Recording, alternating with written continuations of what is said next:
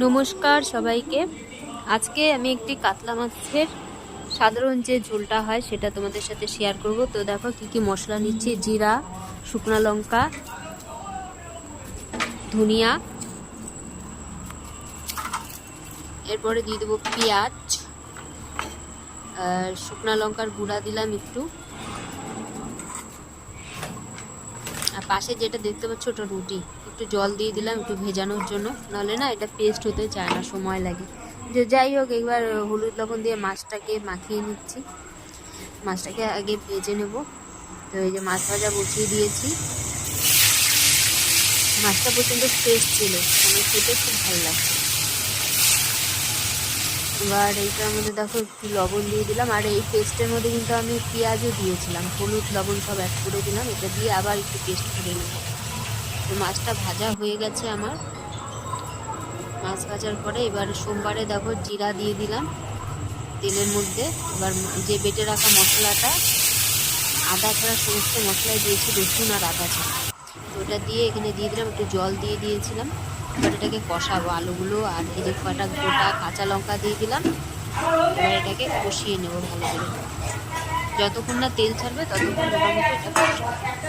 ভালো করে না কষালে না তাহলে মানে কাঁচা মশলার গন্ধ আসবে। একটু ধনিয়া পাতা ছিল, ধনিয়া পাতা দিয়ে দিলাম, দিয়ে এবার কষাবো। তো এই দেখো কষানো হয়ে গেছে, আর সাইডে আমি গরম জল বসিয়ে দিয়েছি। আমি বেশিরভাগ তরকারিতেই গরম জলটা ইউজ করি, তাহলে না টেস্টটা ভালো হয়, তাড়াতাড়ি ফুটে যায় ঝোলটা। তো আমার কষানো হয়ে গেছে। এবার পাশে রাখা যে গরম জল সেটা অ্যাড করে দিলাম। যতটুকু ঝোল রাখতে লাগে ততটুকু ঝোল দিলাম এখানে।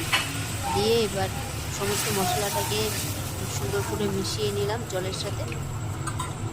এবার এটা ফুটতে বেশি টাইম লাগে না, যাই হোক ফুটে গেছে।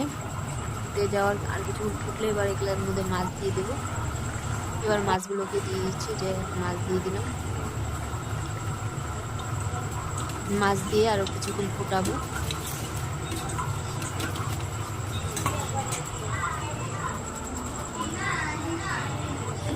এবার দেখো ঝোলের কালারটাই চেঞ্জ হয়ে গেছে, তেল ছেড়ে দিয়েছে উপরে। তেল আর নামানোর আগে আগে না আমি ধনিয়া পাতা দিয়েছিলাম, কাঁচা ধনিয়া পাতা উপরে ছিটিয়ে তারপরে নামিয়েছিলাম। এবার খেয়ে নেব। দেখো কাতল মাছের একটা পিস নিয়েছি, এবার ভাতটাকে মেখে নিচ্ছি ভালো করে। আলুটা মেখে নিলাম ভাতের সাথে, একটু লবণ নিয়ে নেব। আমি আবার কাঁচা লবণ ছাড়া খেতেই পারি না। কাঁচা লবণ নিয়ে নিলাম, এবার তলা পাকিয়ে নিচ্ছি আর খেয়ে নিলাম। খুব সুন্দর হয়েছিল ঝোলটা। ঝোল দেখেই তোমরা বুঝতে পারছো। আচ্ছা, ভালো লাগলে আমাকে লাইক করো, শেয়ার করো।